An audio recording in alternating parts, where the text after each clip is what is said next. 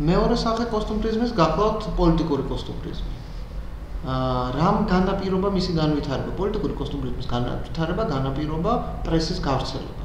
ამ პერიოდის სტატიები დაწერილია ლიბერალური მმართველობის ხანაში, რა თქმა უნდა, ჩვენ თუ გავიხსენებთ მე-19 საუკუნის ესპანურ ისტორიას, იქ ნახავთ, რომ მუდმივად იყო მონაცვლეობა, ხო?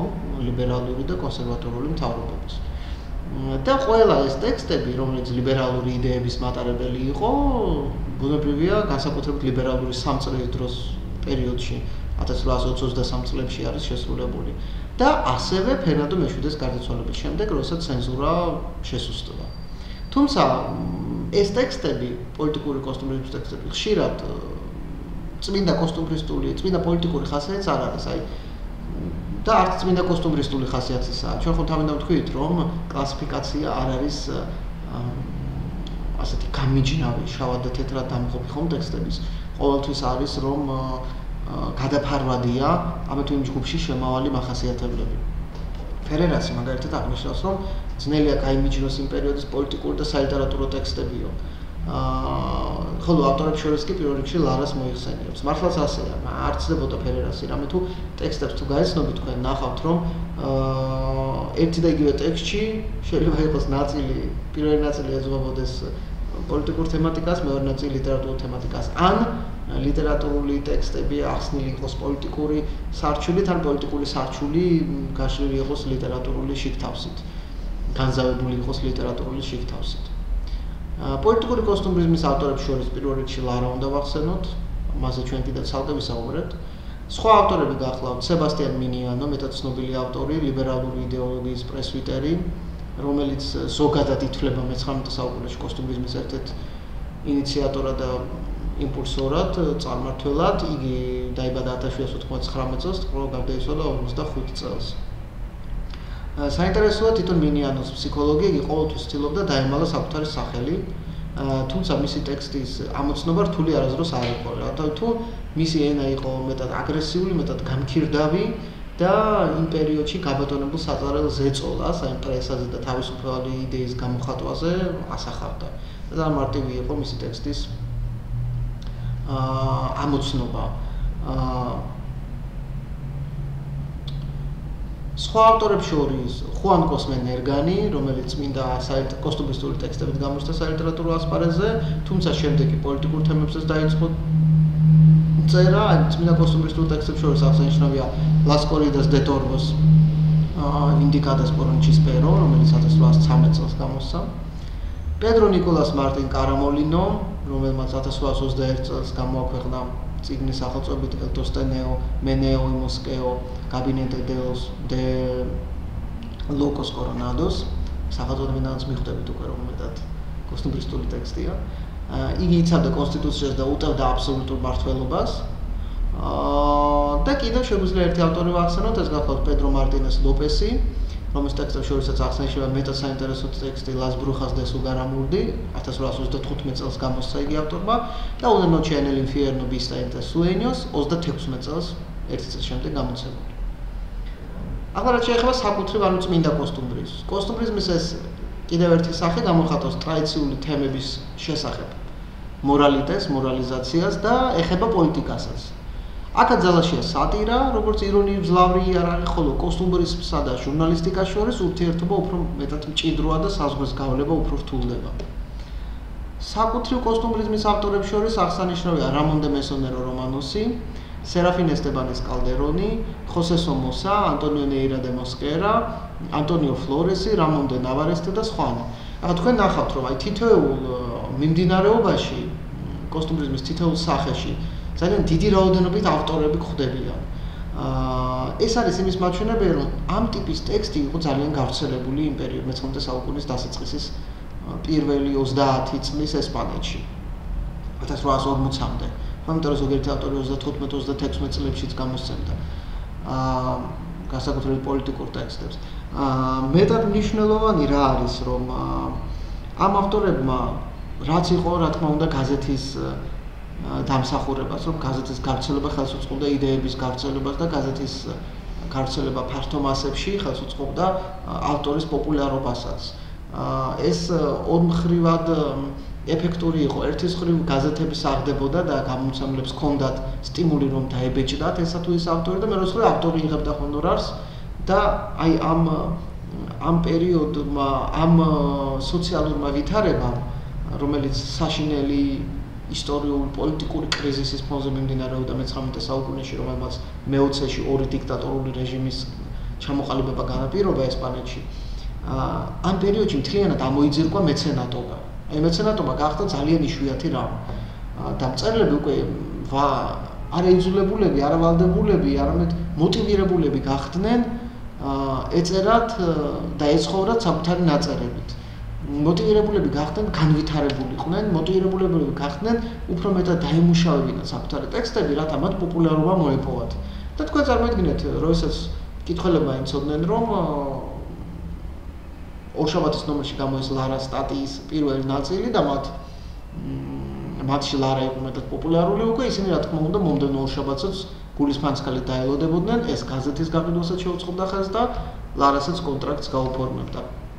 ზოგადად ეს არასუბსიდირებული და მეცენატობას მოკლებული ლიტერატურა გახდა საფუძველი იმის, რომ ესპანური ლიტერატურა მე-19 საუკუნეში ძალიან ძლიერად განვითარდა. ეს გახდა სტიმული პირველ რიგში ესპანელი ავტორებისთვის და ამან საფუძველი შეუმზადა უაღრესად მნიშვნელოვან და მეტად ღირებულ დიდი ესთეტური ღირებულების მქონე მე-20 საუკუნის ესპანურ ლიტერატურას.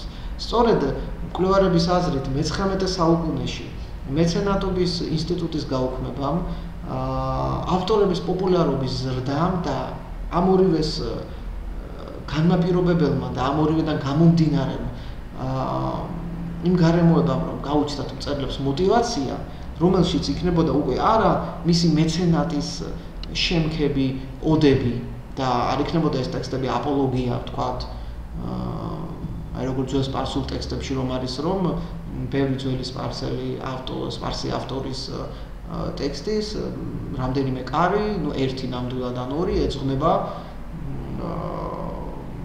იმ მეფის ბატონობის ხანას, რომელიც იმ პერიოდში იყო, ხო, რომლის კარზეც ის მწერალი მსახურობდა. აი ეს მეცენატობის მოსპობასთან ერთად ეს მთლიანად დაიკარგა მე-19 საუკუნის ესპანურ ლიტერატურაში და ისინი გახდნენ უაღრესად მოტივირებულები ეს მწერლები ეწერათ კონკურენტულ პირობებში, კონკურენტულიან გარემოში და მაშინ თქოდ გაითვალისწინოთ. მეტად რთული გარემო იყო კონკურენციის პირობებში და ახლა განვიხილოთ თუ რატო. პირველი, ფერნანდო მე-7-ის დიქტატურა. ვამბობ დიქტატურა გულისხმობ ცენზურას. მეორე, ემიგრაცია. ძალიან ბევრი ავტორი ემიგრაციაში გახდა იძულებული წასულიყო ფერნანდოს დროს. ახლა უყურეთ ეს ავტორები, რომლებიც ემიგრაციაში მიდიან, სად მიდიან? საფრანგეთში, ინგლისში, გერმანიაში. იქ იმ პერიოდში ხვდებათ მათ ძალიან ძლიერ განვითარებული ლიტერატურა და იქაური გამომცემლებს ხვდებათ აქვთ უკვე ძალიან დიდი მოცულობა ტექსტების დასაბეჭდი. თან ინგლისში, გერმანიაში, საფრანგეთში ეს ჟანრი, რომლის კულტივირებასაც ემიგრირებული ესპანელი ავტორები ახდენდნენ ამ ემიგრაციის ქვეყნებში, უკვე განვითარებული იყო და ავტორები იყვნენ უკვე პოპულარულები. ძალიან რთულია ემიგრანტმა ავტორმა, რომელიც იმავე ჟანრში წერს, ჩახვიდე დაწერო შენთვის არამშობლიურ ენაზე, თუმცა ეს იყო მეტად განათლებული თაობა და ფრანგული ყველა მიცოდა, მაგრამ მაინც შენთვის არამშობლიურ ენაზე დაწერო ტექსტი ისეთი, რომ კონკურენცია გაუწიო იმ ქვეყნის უკვე პოპულარულ ავტორს. ხომ წარმოგიდგენიათ ეს ერთის მხრივ რამხელა სტიმული იყო, რამხელა мотиваცია იყო და მეორეს მხრივ რა დიდ სირთულეებთან იყო დაკავშირებული. და მართლაც ასე იყო. ყველა ის მწერალი, რომელიც წერდა და ემიგრაციაში გამოსცემდა საკუთარ ტექსტებს თუ საკუთარ თარგმანებს, სემინარზე ცალკე ვისაუბრებთ იმ პერიოდის თარგმანებზე, იმიტომ რომ ეს მეტად მნიშვნელოვანი თემა გახლავთ.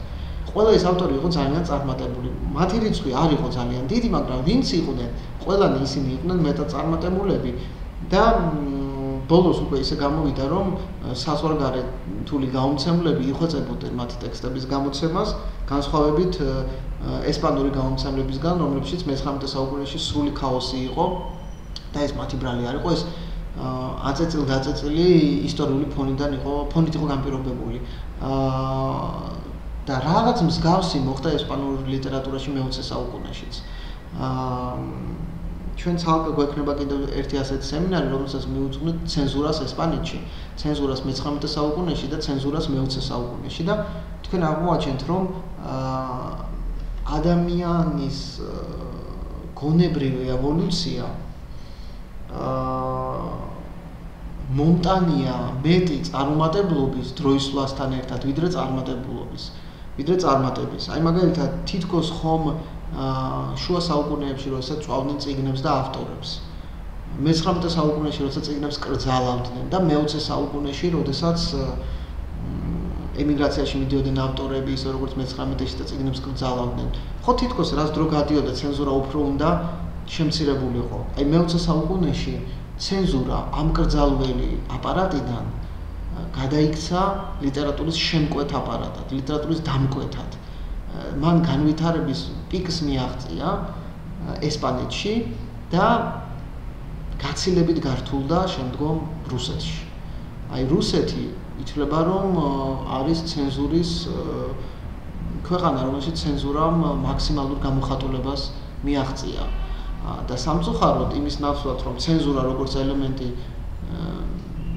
როგორც არ ვიცი რაღაც დამახინჯებული წარმონაქმნი ადამიანური გონების, აზროვნების მუდმივ საბოლოოდ აღმოფხრილიყო, მე-20 საუკუნეში ცენზურამ მიაღწია არნახულ განვითარებას და გადაიქცა ლიტერატურის დამკვეთად. ანუ ცენზურა განსაზღვრავდა თუ რა ტიპის ტექსტები უნდა ეწერათ მწერლებს. აი ამ ყველაფერზე, ამ ყველა საკითხზე დაწვრილებით უკვე სემინარზე ვისაუბრებთ. დიდი მადლობა ყურადღებისთვის.